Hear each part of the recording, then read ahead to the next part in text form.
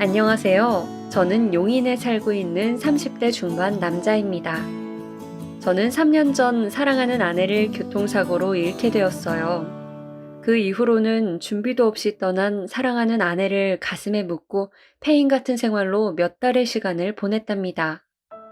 아내가 떠났지만 아내가 소중히 여기는 물건부터 아내의 글씨가 적힌 사소한 쪽지 하나까지 전부 그 자리 그대로 두고 지냈어요.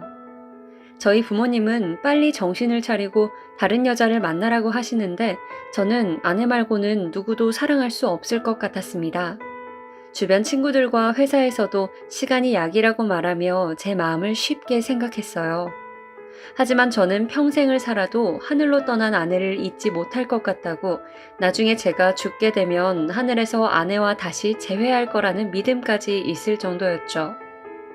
제가 그렇게 이야기하면 사람들은 무슨 영화 찍냐고 뭐라고 하기도 하고 얼마 못 가 다른 여자를 만날 거라며 확신하더라고요. 그렇게 아내가 떠난 지 한 달이 지나고 더 이상은 아내의 흔적을 그대로 두면 안 되겠다는 생각이 들었습니다. 부모님과 장모님이 저희 집에 오실 때마다 아내를 편하게 보내주려면 이렇게 끌어안고 자면 안 된다고, 아내를 위해서라도 하루빨리 모든 물건을 태우고 나와버리라고 하셨어요. 저도 남들처럼 평범한 일상으로 돌아가려면 아내를 보내줘야 한다는 걸 알고 있었습니다. 그래서 아내의 모든 물건을 정리했답니다. 그리고 부동산에 아파트를 내놓기로 마음을 먹었어요. 다른 곳으로 떠나면 아내 생각이 덜 날 것 같았으니까요. 그런데 며칠 뒤에 장모님이 저희 집에 짐가방을 들고 찾아오셨습니다. 저는 당황했지만 장모님의 말을 들어보기로 했죠. 이서방, 나 오늘부로 다시 싱글이야. 나 당분간 여기서 지내도 되겠지? 장인어른이랑 또 헤어지셨어요? 장모님은 30이 되기 전에 과부가 되셨고 그 이후로 많은 남자를 만나면서 사셨답니다. 제가 본 남자친구만 3분이셨어요. 그래도 이번에는 오래가나 싶었는데 2년 만에 다시 싱글이 되셨네요. 아유, 그래. 그 영감탱이가 나한테 주는 돈이 그렇게 아까웠나 봐. 말대꾸 좀 했다고 그동안 준 선물을 전부 돌려달라는 거야. 더럽고 치사해서 당장 헤어졌지. 그래서 선물을 다 돌려주시고 오셨어요? 싸구려는 돌려주고 비싼 가방이랑 구두, 보석들은 최대한 가방에 넣어왔지. 저는 장모님을 보면 피식 웃음이 나왔습니다. 인생을 즐기는 모습이 재미있기도 했고 제 아내가 장모님과 닮은 구석이 하나도 없다는 것이 다행스러우면서도 웃기기도 했어요. 장모님은 제가 쓰던 안방을 열심히 보시더니 내가 네 방 써도 되지? 라고 물으셨고 저는 아, 네, 그러면 장모님 편하게 쓰세요. 라고 대답을 해버렸습니다. 그렇게 장모님과 저의 동거가 시작되었어요. 아내가 떠나고 회사 대표님의 배려로 잠시 동안 재택근무를 하고 있었는데 장모님이 뒤치다꺼리를 도맡아 하게 되었습니다. 그리고 저는 세상의 모든 장모님들이 무조건 요리를 잘하시고 부지런한 게 아니라는 걸 새삼 깨달았답니다.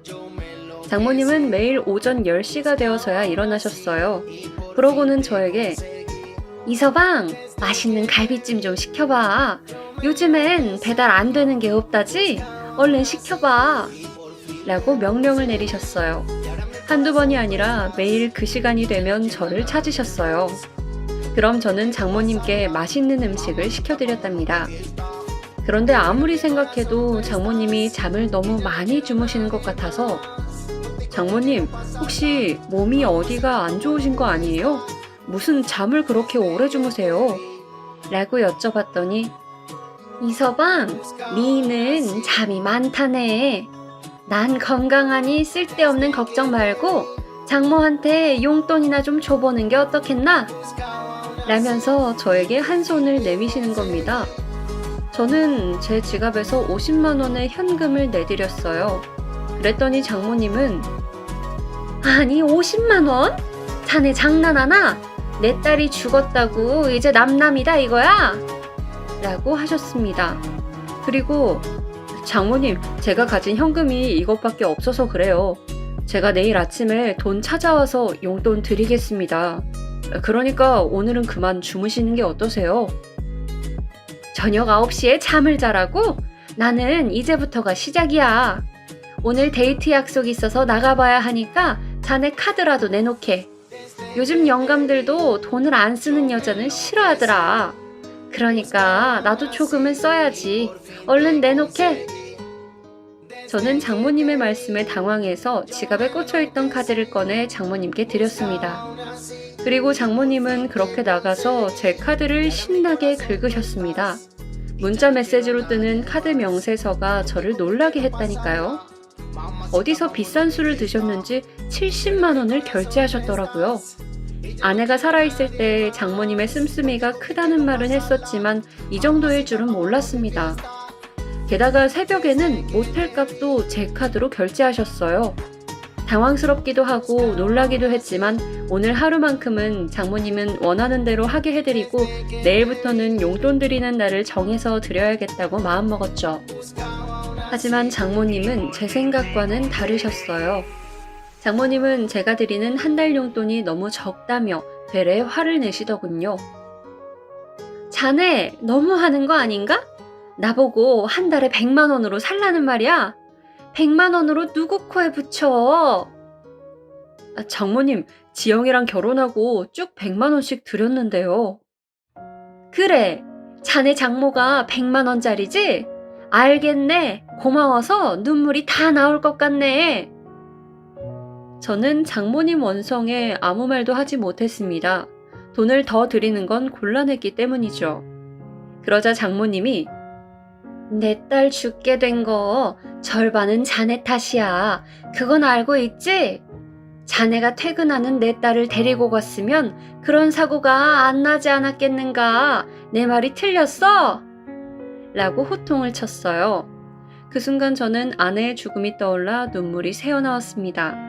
죄책감에서 벗어난 줄 알았는데 장모님의 말씀을 다시 들으니 아내의 죽음은 모두 제 탓이라는 생각이 들었어요. 맞습니다, 장모님. 지영이가 그렇게 된 건 제 잘못이에요. 제가 말실수를 했습니다. 장모님, 용돈 대신 카드 드릴 테니까 필요하신 만큼 쓰세요.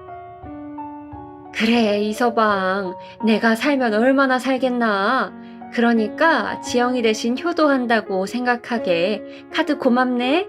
그리고 웬만하면 카드 문자 알림은 취소하면 안 되겠나? 나한테도 사생활이라는 게 있지 않은가. 장모님은 제 말에 해맑은 미소를 지으며 이야기하셨습니다. 그래서 저는 그 자리에서 카드 사용 알림을 취소해서 장모님께 확인시켜드렸어요. 그리고 그날 이후로 장모님의 옷은 수시로 바뀌었고 못 보던 구두와 핸드백이 눈에 띄게 늘어났어요. 게다가 헤어스타일도 누가 관리를 해주는지 바뀌셨죠. 그렇게 한 달 뒤 카드 결제 대금이 문자로 왔는데 글쎄 1,000만 원이나 나온 겁니다. 장모님은 제가 버는 월급의 2배 이상을 쓰신 거였어요. 저는 문자를 받자마자 카드사에 전화해 할부로 전환해달라고 부탁했어요. 그리고 한도도 200만 원으로 낮춰달라고 했습니다.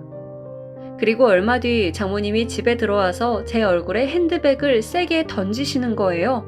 핸드백 지퍼 부분이 제 눈을 찔러서 인상을 찌푸렸어요. 장모님, 왜 이러세요? 내가 자네 때문에 개망신을 당하고 왔네. 이제 속이 시원한가? 자네 장모가 백화점에서 옷 한 벌 사보려고 했는데 한도 초과라고 하더구나. 나와 한마디 상의도 없이 카드 한도를 낮춰놔. 이 배은망덕한 사람 같으니라고? 저는 한 손으로 얼굴을 부여잡고는 장모님, 그게 아니라 제가 장모님이 쓰시는 카드값을 감당할 수가 없어서 그랬어요. 미리 말씀드리지 못한 건 죄송하지만 저도 어쩔 수 없는 선택이었다고요. 그러니 고정하시고 앞으로는 제가 드리는 용돈 받아주시면 안 될까요?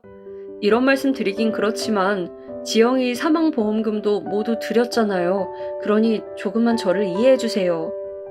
라고 기죽은 목소리로 말씀드렸어요. 그러자 장모님은 이젠 하다 지영이 목숨값으로 나를 능멸해.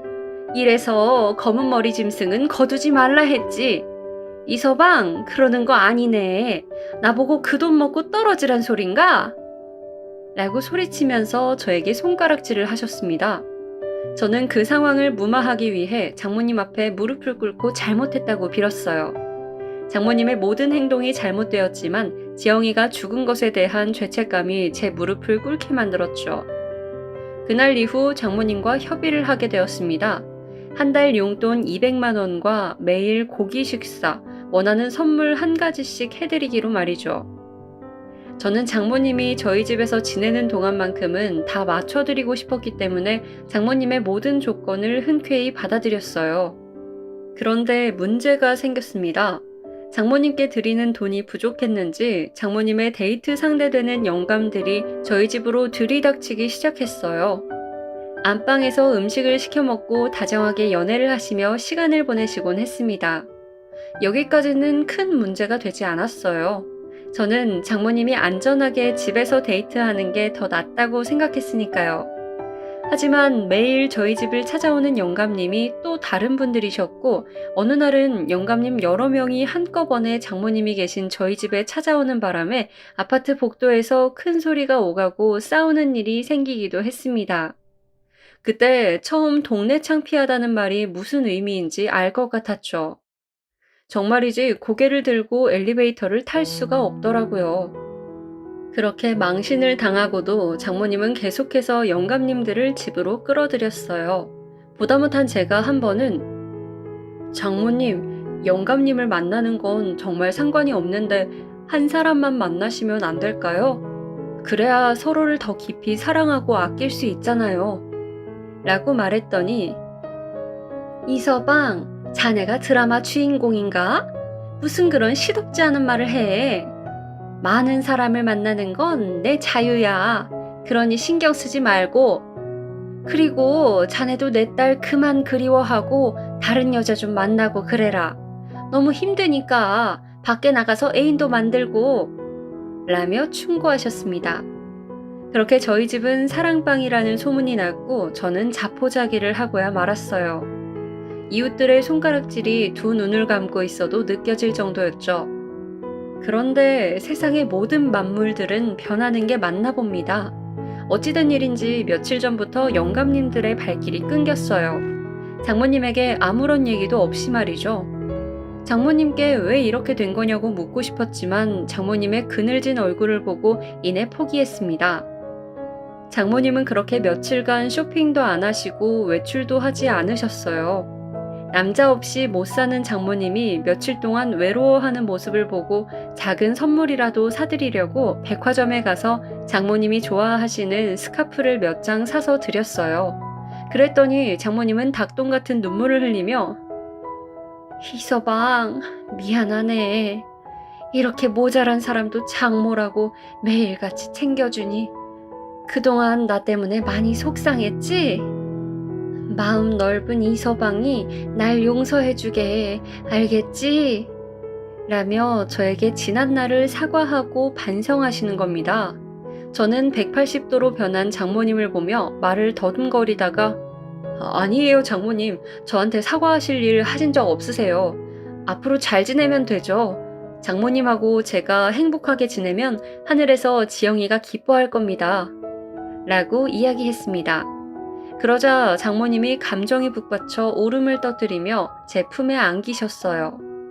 다음날 7시에 일어난 저는 오늘 해야 하는 업무를 머릿속으로 정리를 하고 이불을 정리했습니다.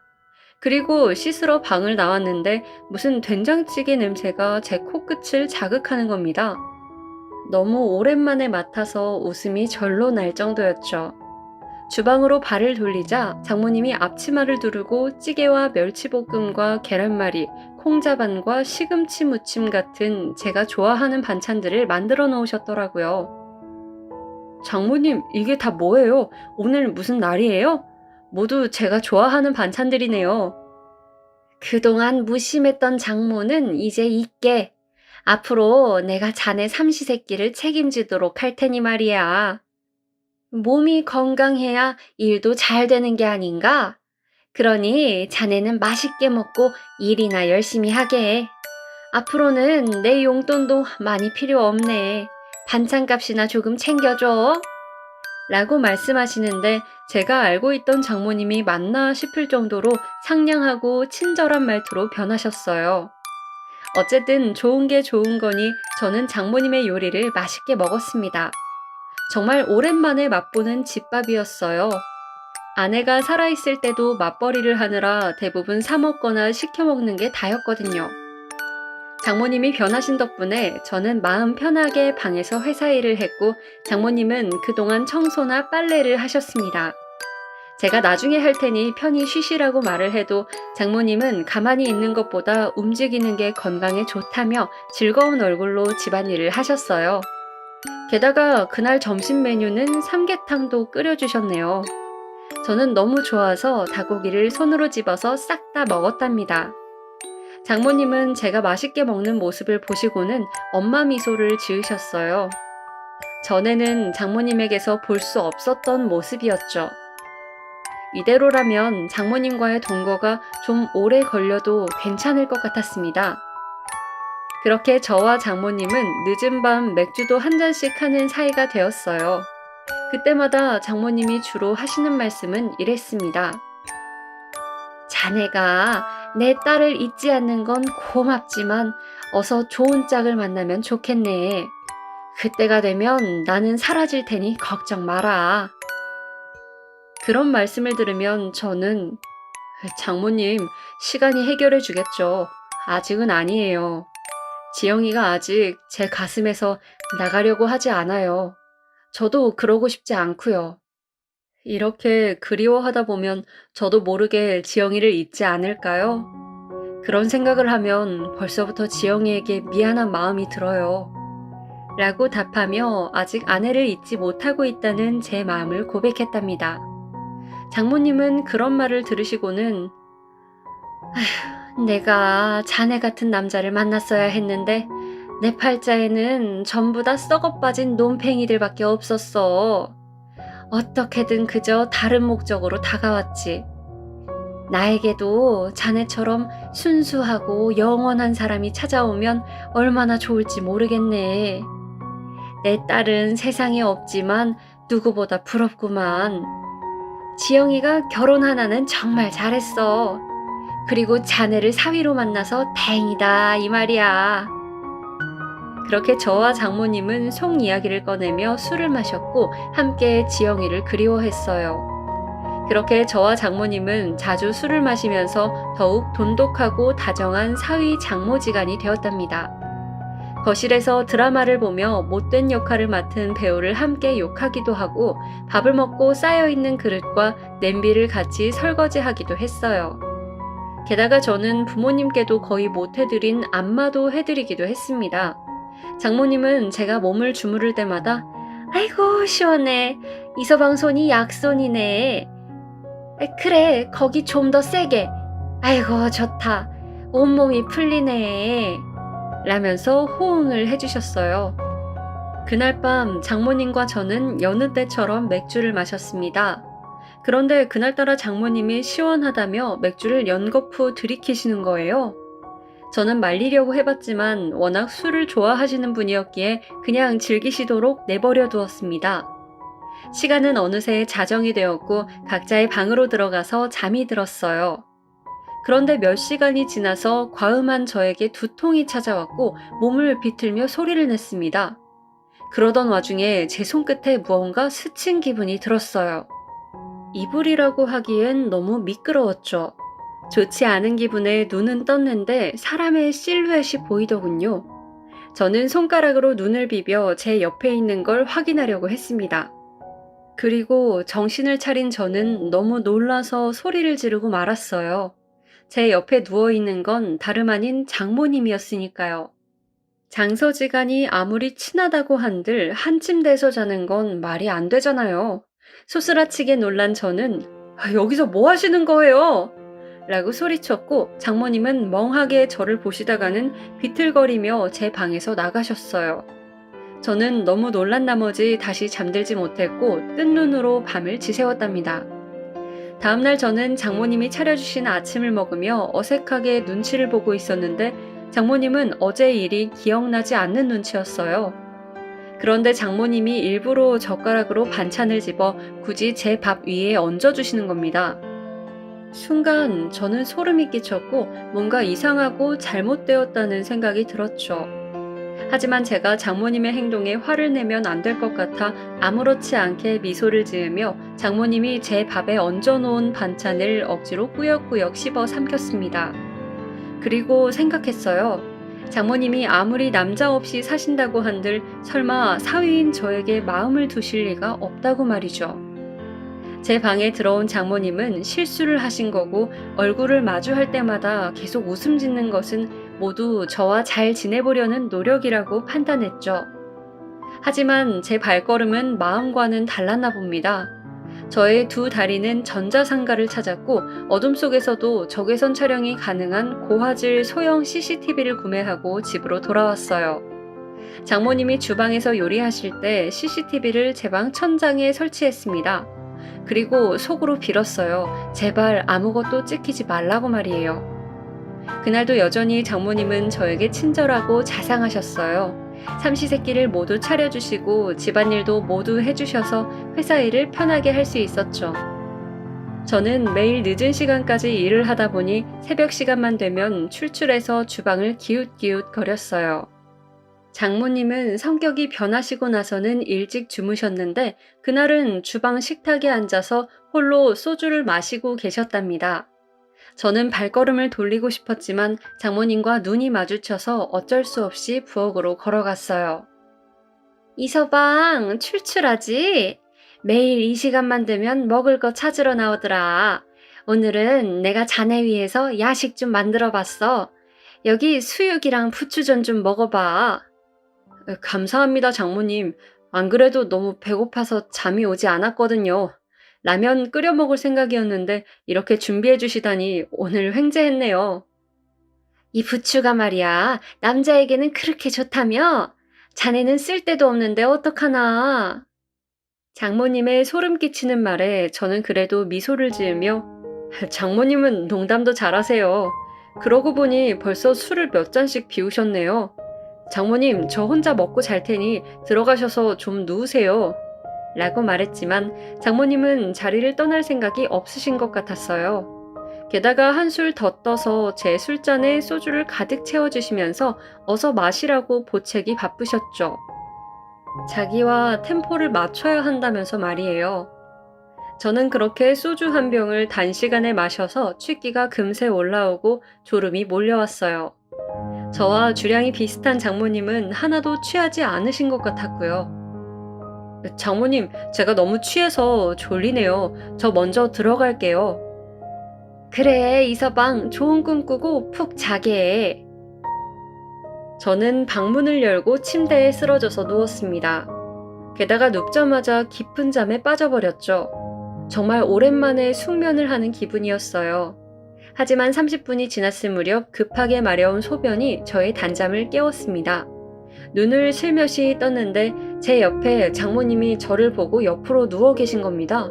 저는 다시 눈을 감았어요. 제발 이 순간이 꿈이길 간절히 바랬죠. 다시 눈을 뜨자 장모님의 얼굴이 제 눈앞에 와 있더군요. 저는 그 모습을 보다가 마치 가위에 눌린 것처럼 온몸이 경직되었어요. 반응을 하거나 소리를 쳐야 하는데 아무것도 하지 못했습니다. 저도 모르게 용기가 나서 고개를 뒤로 뺐습니다. 장모님, 지금 뭐 하시는 거예요? 제가 작은 목소리로 속삭여서 그런지 장모님은 못 들었다는 듯 그대로 제 옆에 눕는 겁니다. 그래서 저는 장모님을 밀쳐내며 소리쳤습니다. 장모님, 이게 무슨 짓입니까? 저는 장모님 사위라고요. 정신 차리세요. 그러자 장모님은 끙끙 앓는 소리를 내며 어디야 여기가? 어딘가? 이서방, 내가 왜 여기 있지? 아휴, 내가 술 취해서 방을 잘못 찾아왔나 보네. 미안하네, 이서방. 나는 내 방으로 가보겠네. 라는 말을 남기고 아무렇지 않게 제 방을 유유히 나가셨어요. 저는 다시 이대로는 잠이 들지 못할 것 같아 찜질방으로 향했습니다. 죄 없는 제 입술을 박박 문대며 깨끗이 씻었어요. 그렇게 뜨거운 물에 몸을 지지고 나니 이성을 찾게 되더라고요. 오늘 장모님 행동은 이해할 수 없는 일이었습니다. 만약 시아버지가 며느리 방에 들어가 그 짓을 했다고 생각해 보시면 이해가 되실 겁니다. 정말 말도 안 되는 일이죠. 저는 장모님께 어떻게 설명하고 해결할지 곰곰이 생각했어요. 그리고서 집으로 돌아갔습니다. 그날은 아침인데도 장모님이 방에서 나오지 않으셨어요. 본인도 부끄러웠는지 부엌에서 요리할 용기는 없으셨나 봅니다. 저는 방으로 들어가 소형 CCTV를 노트북과 연결해 영상을 클릭했습니다. 적외선으로 촬영된 영상에는 장모님의 모습과 저에게 했던 행동이 고스란히 담겨 있었어요. 일단 장모님이 대화할 준비가 되면 영상을 보여드릴 생각이었어요. 하지만 장모님은 정오가 되어도 방에서 나올 생각을 하지 않았답니다. 저는 왠지 불길한 마음에 안방문을 노크하며 장모님, 속 괜찮으세요? 술 깨는 약이라도 사다 드릴까요? 라고 말했어요. 그랬더니 장모님이 마른 기침을 하면서 괜찮네. 좀 누워있다가 해장국 끓여줄게. 그러니 조금 기다려주게. 라고 대답을 하시더라고요. 30분의 시간이 흐르자 장모님은 퉁퉁 부은 얼굴로 나오셔서 냉수 한 컵을 단숨에 마셨어요. 그리고는 콩나물국을 끓여서 저와 점심을 함께 먹었죠. 그때까지 장모님은 아무 말도 하지 않으셨어요. 그래서 제가 먼저 말을 꺼냈습니다. 장모님, 어제 일 기억나세요? 어제 우리가 술 많이 마셨지? 그리고 무슨 일이라도 있었나? 예상한 대로 장모님은 시치미를 떼시더군요. 어제 장모님이 제 방에 들어와서 제 옆에 누우셨어요. 사실 어제가 처음이 아니었는데 정말 하나도 기억 안 나세요? 그러자 장모님은 화들짝 놀라며 내가 자네 방에 들어갔다고? 그것도 모자라 자네 옆에 누웠다고? 말도 안 돼. 예끼 이 사람아, 자네 장모를 대체 뭘로 보고 그런 소리를 하나? 라고 흥분하며 말씀하셨어요. 그래서 저는 제 방에 있던 노트북을 가져와 식탁에 올려두었어요. 그리고 다시 물었습니다. 정말 기억이 하나도 안 나세요? 여기에 모든 증거가 들어 있습니다. 장모님, 지금이라도 저에게 사과를 하시는 게 좋으실 거예요. 증거? 무슨 증거? 내가 자네 돈이라도 훔치기라도 했다는 건가? 아니면 더 큰 죄를 지었다는 거야? 저는 장모님의 말씀에 대답 대신 노트북에 영상을 켜서 보여드렸어요. 영상 속에 저의 방문을 슬며시 열고 들어오는 장모님은 까치발을 들고 계셨습니다. 살금살금 제 침대 속으로 들어와 제 옆에 누워서는 제 얼굴을 빤히 보는 장면까지 모두 확인시켜드렸죠. 그제야 장모님이 저에게 이서방, 이건 실수야. 내가 술을 먹고 실수를 한 거라고. 내가 설마 자네를 흠모하고 있었겠나? 절대 아니네. 그러니 제발 그냥 넘어가 주게. 내가 술을 끊던가 해야지. 라며 사과 같지 않은 사과를 하셨어요. 장모님, 이건 이렇게 쉽게 넘겨버릴 작은 실수가 아니에요. 장모님이 많은 남자를 만난 건 알겠는데 그렇다고 저한테까지 이러실 줄은 몰랐어요. 술김에 그랬었다는 말도 못 믿겠어요. 장모님은 늘 영감님들과 술을 마시고 그런 짓을 하셨으니까요. 그러자 가만히 듣고 있던 장모님은 긴 한숨을 내쉬더니 미안하네. 요즘 만나는 남자도 없고 외로웠던 건 사실이네. 자네와 가까워지면서 잠시 딴 생각을 하게 된 건 사실이야. 하지만 선을 넘을 생각은 추호도 없었어. 내가 술 먹고 취해서 실수를 한 거야. 술이 원수라는 말이 있지 않은가. 그러니 이번 한 번만 그냥 넘어가주면 안 되겠나? 라고 변명을 하셨습니다. 하지만 저는 이 문제를 어떻게 해야 할지 이미 정해두었어요. 장모님, 그만 이 집에서 나가주세요. 제가 사위로서 할 도리는 다 했다고 생각합니다. 이제 더는 장모님과 지낼 수 없을 것 같네요. 장모님과 제가 다시 웃으면서 지내는 게 안 될 것 같아요. 이서방, 고작 술 먹고 실수한 거 가지고 나를 내쫓겠다는 건가? 해도 너무한 거 아니야. 내가 그렇게 죽을 죄를 지은 거야? 저희 아버지가 지영이한테 그랬다면 장모님은 어떻게 하셨겠어요? 장모님은 제 물음에 아무 말도 하지 않고 안방으로 들어가 짐을 꾸리기 시작했습니다. 그렇게 1시간이 지나자 장모님은 캐리어를 끌고 나오셔서는 이서방, 장모 내쫓는 기분이 어떤가? 아주 잘난 사위 덕분에 더러운 꼴을 당하는구먼. 아주 오래오래 혼자서 잘 살아보게. 라고 소리치시고는 나가셨습니다. 저는 아무 말 없이 장모님이 떠나가는 모습을 지켜보았어요. 현관문이 열리고 닫히자 제 가슴 속에서 안도의 한숨이 길게 나왔습니다. 그렇게 저는 다시 혼자 살게 되었고 큰 걱정 없이 마음 편하게 지내게 되었죠.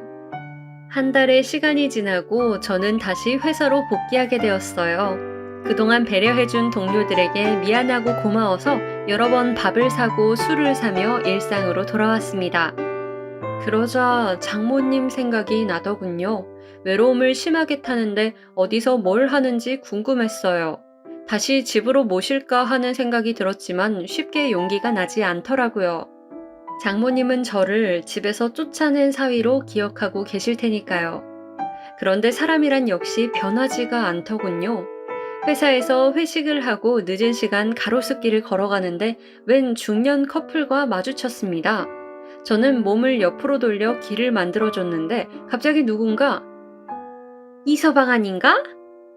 하고 큰 소리로 말하는 거예요. 그분은 다름 아닌 장모님이었어요. 집을 나가신 지 3주 정도 됐는데 그 사이에 남자친구가 생긴 거였죠. 아, 장모님 오랜만이에요. 잘 지내시죠? 걱정 많이 했어요. 라고 마음에도 없는 소리를 하니 자네 옷차림을 보아하니 다시 회사에 다니는 것 같구먼. 아, 그래서 말인데 나한테 용돈 좀 주지 않겠나? 하나밖에 없는 장모를 내쫓았으면 그 정도는 해줄 수 있지? 장모님의 말에 헛웃음이 나왔습니다. 제 밥그릇에 반찬을 올려주시면서 억지 눈웃음을 짓던 장모님의 모습보다 지금의 모습이 훨씬 낫다는 생각이 들더라고요. 저는 그 자리에서 지갑을 꺼내 50만 원을 드렸답니다. 그랬더니 장모님은 겨우 이게 다야? 돈 좀 가지고 다니게나. 안 되겠네. 아예 내가 계좌번호를 적어줄 테니까 매달 용돈 좀 붙여주게. 라며 메모지를 꺼내 계좌번호를 적어주시더군요. 저는 알겠다고 대답했고 영감님과 데이트 잘하시라고 인사드렸죠. 그리고 잠시나마였지만 장모님을 다시 모시고 살 생각은 쏙 들어가고 말았습니다.